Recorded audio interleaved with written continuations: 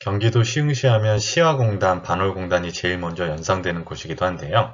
이러한 환경 속에서 한때 1.7km 거리에 있는 송도 신도시를 꿈꾸던 곳이 있습니다. 바로 백옷 신도시인데요. 오늘은 백옷 신도시의 아파트 가격 하락 현황에 대해 알아보겠습니다. 먼저 백옷 호반베르디움 센트럴파크입니다. 1414세대이고 2015년 입주했습니다. 세대당 주차가 1.1대입니다. 단지 앞에는 백옷 생명공원이 있고요.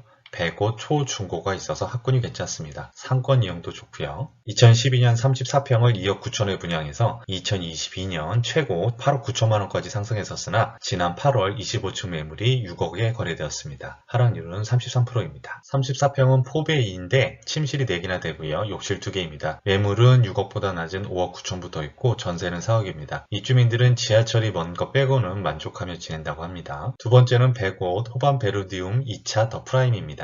1206세대이고요. 2016년 입주했습니다. 세대당 주차가 역시나 1.1대네요. 백옷 생명공원과 역시 인접하고요. 이 동네가 오이대역과는 약 1.5km 내외입니다. 백옷 초중고가 모두 있는 초품화이기도 합니다. 백옷 상권과도 바로 이어지고요. 가격은 어떨까요? 2014년에 34평을 2억 9천에 분양해서 2021년 최고 8억 5천만 원까지 상승했으나 지난 8월 4층 매물이 5억 5천에 거래되었습니다. 하락률은 35%입니다. 34평은 4베이에 침실 3개고요. 욕실 2개고 주방과 드레스룸이 넓게 잘 나왔습니다.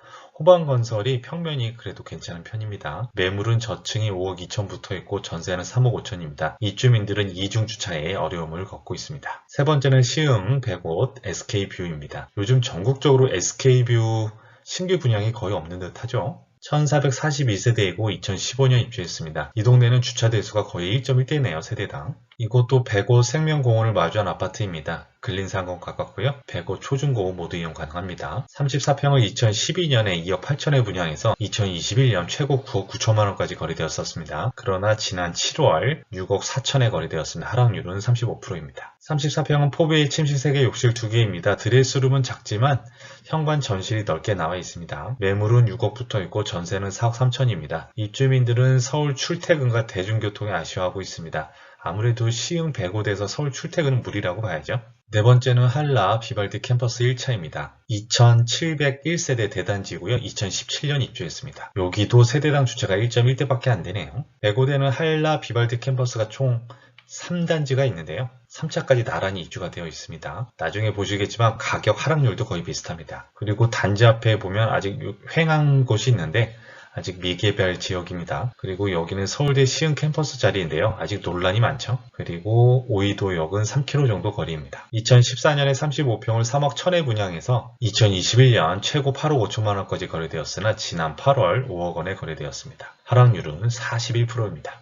35평은 4베이에 침실이 4개나 되고요. 욕실은 2개입니다. 역시 이것도 침실이 4개까지 빼다 보니 안방 드레스룸이 굉장히 작죠. 매물은 5억부터 있고 전세는 3억 5천입니다. 반월공단 배우라서 악취 이슈가 많은 듯 합니다. 다른 한라 비발디 캠퍼스 시리즈도 같이 볼게요. 비슷한 입지에 1년차로 입주한 아파트라서 최고가와 최근 거래가 비슷한 흐름입니다. 2차도 하락률이 34%, 3차도 하락률이 최고가 대비 35%입니다. 최고가는 세 단지 모두 8억 원대였습니다. 다섯 번째는 시흥 백옷 중흥 S클래스입니다. 1208세대이고요. 2019년 입주했습니다. 백옷지구 북쪽에 위치하고 있습니다. 백옷 누리초교가 있는 초품화이기도 하고요. 그리고 시흥 신세계 아울렛이 인근에 있습니다. 수인분당선 달월역은 직선거리 1km이지만 도보나 대중교통으로 이용하기가 애매합니다. 2016년에 34평을 3억 원에 분양해서 2021년 최고 8억 7천만 원까지 거래되었으나 지난 7월 13층 매물이 4억 7천에 거래되었습니다. 하락률은 무려 45%입니다. 일부 아파트에 오션부가 있다 해도 하락률이 굉장하죠. 34평은 4베이에 침실 3개, 욕실 2개입니다.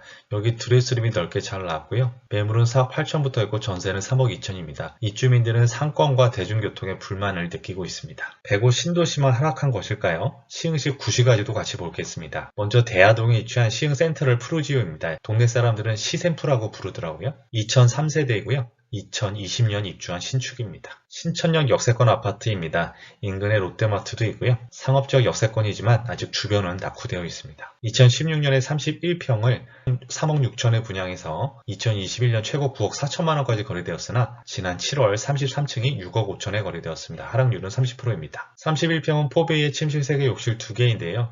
드레스룸과 주방 발코니가 넓게 잘 나왔습니다. 매물은 저층이 6억 7천부터 있고 전세는 4억 5천입니다. 입주민들은 학원가와 학군을 제외하고 만족하는 듯 합니다. 단지 내 수영장도 만족도가 매우 높다고 하고요. 다음은 월곶동에 위치한 풍림아이언 4차입니다. 683세대이고요. 2006년 입주한 구축입니다. 105 신도시 윗동네입니다. 월곶이죠. 월곶 초교 초품화이기도 하고요. 수인분당선 월곶역은 200m 거리의 역세권 아파트입니다. 33평이 2021년 최고 5억 5천만원까지 거래되었으나 지난 8월 3억 6천에 거래되었습니다. 하락률은 36%입니다. 33평은 3베이의 침실 3개 욕실 2개인데요. 매물은 3억 7천부터 있고 전세는 2억 2천입니다. 입주 10년 차이 소감은 대형 아파트 등 편의시설에 부족함을 느끼고 있다고 합니다. 마지막입니다. 장곡동에 위치한 연성대우 3차입니다.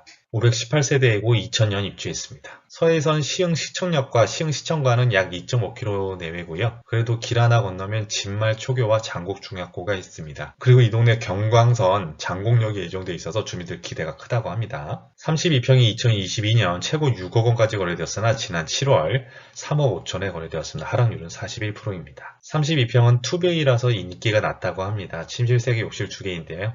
매물은 4억 5천부터 있고 전세는 3억입니다. 엘리베이터가 지하와 연결이 안 돼 있어서 불편하다고 합니다. 오늘 105 신도시와 시흥시 구시가지 아파트 가격 하락 현황에 대해 알아보았는데요. 105 신도시와 송도 신도시는 불과 1.7km 거리입니다. 이 사이에 105대교라는 다리만 건설되면 시흥시 입장에서는 송도 신도시의 인프라를 공유할 수 있는데요. 2014년부터 추진해왔지만 쉽지가 않습니다. 여러 가지 이유가 있는데요. 그중 송도 신도시 주민들의 반발이 제일 큰 듯합니다. 105대교 건설을 통해 송도 신도시의 인프라를 시흥시와 공유하는 것이 송도 주민들 입장에서는 그렇게 찬성하기 어려운 듯합니다. 정치권까지 나서서 원만한 해결을 노력하고 있으나 쉽지 않아 보이고요. 105 신도시 주민들 입장에서는 105대교 건설보다는 월곶 판교 복선 전철의 조속한 완공이 부동산 가격에 반등 포인트가 되겠네요. 이만 마치겠습니다. 감사합니다.